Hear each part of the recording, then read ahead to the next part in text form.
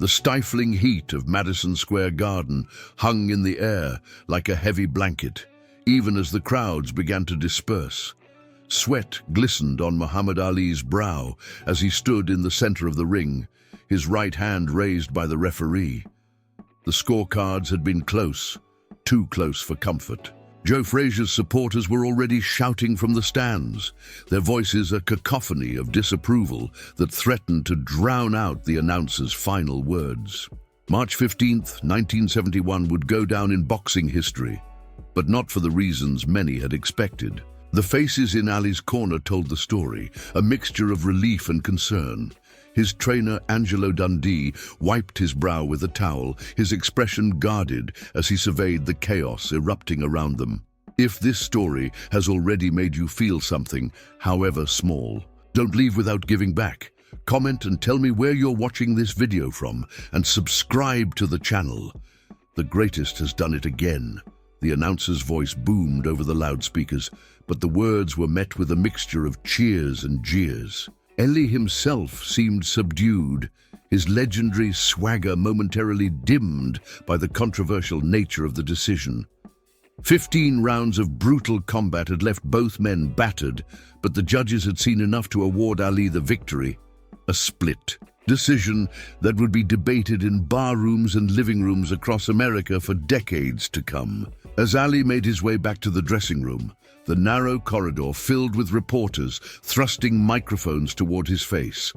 Camera flashes created a strobe-like effect, capturing every grimace, every droplet of sweat, every flicker of emotion on the champion's face. "Ali, what do you say to those who think Frazier was robbed?" a voice called out from the press pool. The question hung in the air for a moment. The entourage around Ali tensed, knowing the champion's penchant for unfiltered responses. But Ali continued walking, his eyes fixed ahead, his breathing still labored from the 15 punishing rounds. The dressing room offered little respite.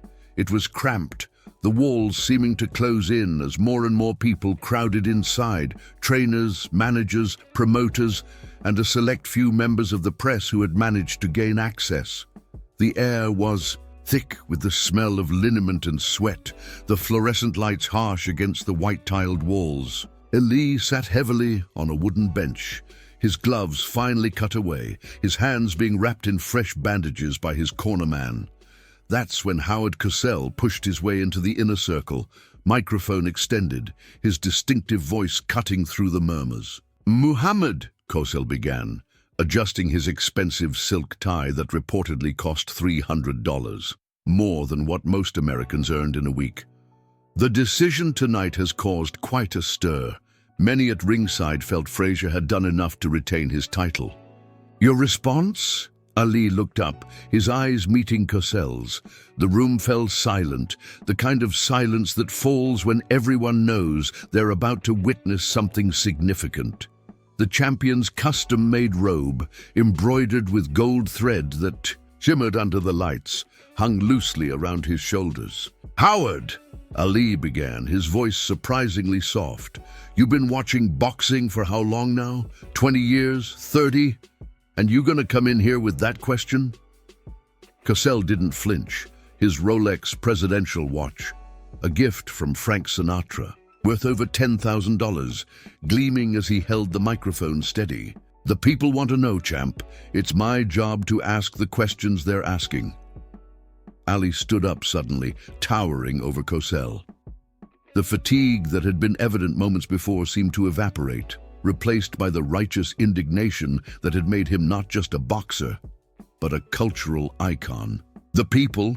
Which people, Howard? The same people who stripped me of my title when I stood up for what I believed in. The same people who called me Clay when I told them my name is Muhammad Ali." The room grew even quieter. In the corner, Don King, who would later become one of boxing's most controversial promoters, watched with interest, his diamond-encrusted pinky ring catching the light as he stroked his distinctive hair. "I beat that man fair and square," Ali continued, his voice rising. "I danced for 15 rounds. I took his best shots, and I'm still standing. And you come in here questioning if I deserved it?" Cosell, never one to back down, pressed on. The judge scored it 113 to 112 in your favor, Muhammad. A single point. Surely you can understand why. A point is a point, Ali interrupted, his famous wit now fully engaged. You win by an inch or a mile. It's still winning, but you wouldn't know nothing about winning, would you, Howard? Sitting there in your $1,000 suit, never took a punch in your life. The tension in the room was palpable as Ali's entourage shifted uncomfortably. Drew Bundini Brown, Ali's assistant trainer and motivator, stepped forward as if to intervene, but Ali waved him off.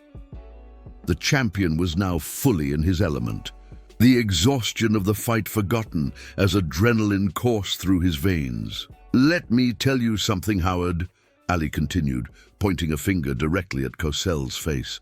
I fought that man with a broken jaw. Did you see me complaining? Did you see me making excuses? This was hyperbole. Ali hadn't broken his jaw. In this fight, though, he would famously fight Ken Norton with a broken jaw in a later bout. But the emotion behind his words was real, and the room knew it. You sit there behind your microphone in your luxury broadcast booth, sipping Chateau Margaux that costs more than what most folks make in a month.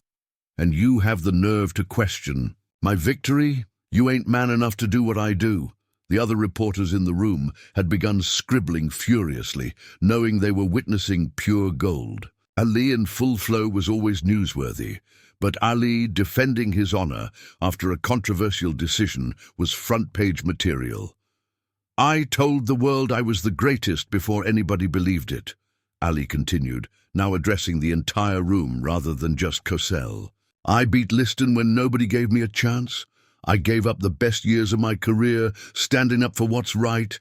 I came back and took my title, from George Foreman when everyone said he'd kill me, and now I beat Smokin' Joe.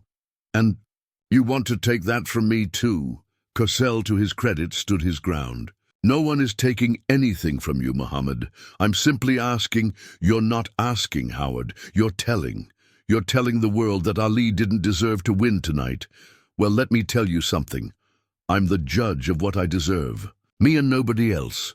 Ali was now fully in his element, the tiredness forgotten, his voice filling the small dressing room with its power and conviction. The millionaire boxing promoters and executives who had gathered at the fringes of the room watched with a mixture of amusement and concern. This was great publicity, but also potentially explosive. You know what your problem is, Howard. You don't understand what it means to be a black man in America, to have everything you earn questioned, to have to be twice as good to get half as much. The dressing room had fallen completely silent.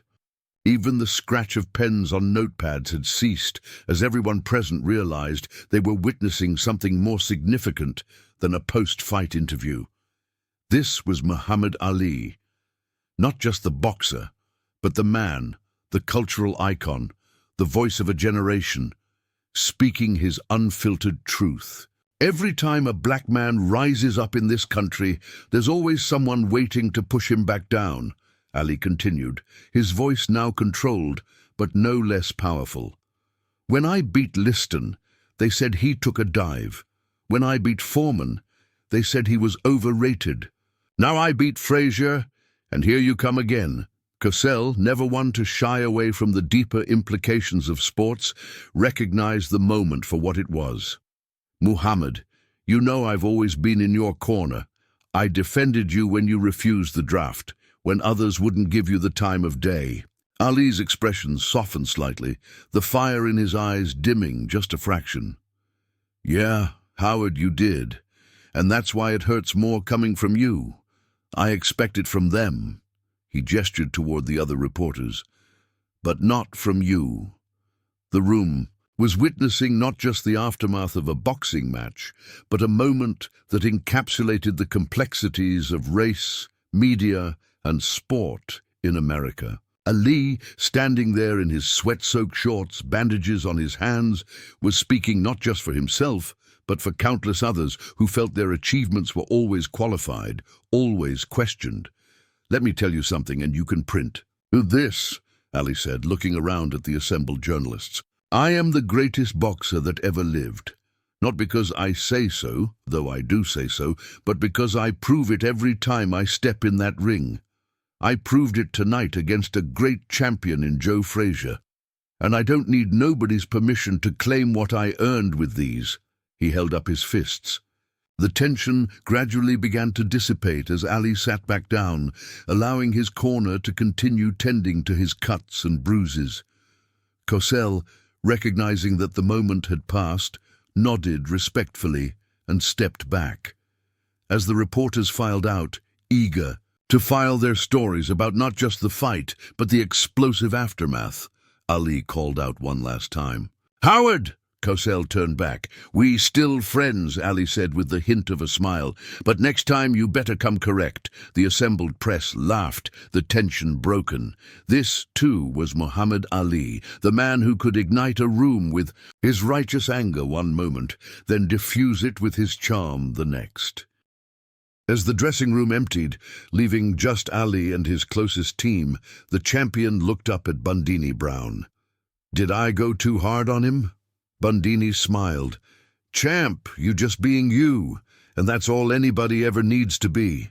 Ali nodded, the weight of the night, the fight, the controversy, the confrontation, finally settling on his broad shoulders. Tomorrow, the newspapers would carry the story of how Muhammad Ali had exploded on Howard Cosell. But the deeper truth of a man defending not just his victory, but his very dignity, would resonate far beyond the sports pages. If you've made it this far and felt every word, don't leave without subscribing. I tell these stories with my heart on my sleeve to reach people like you, who feel, who get emotional, who truly live. If this touched you, give back, comment, subscribe. Come be part of this family with me until the next video.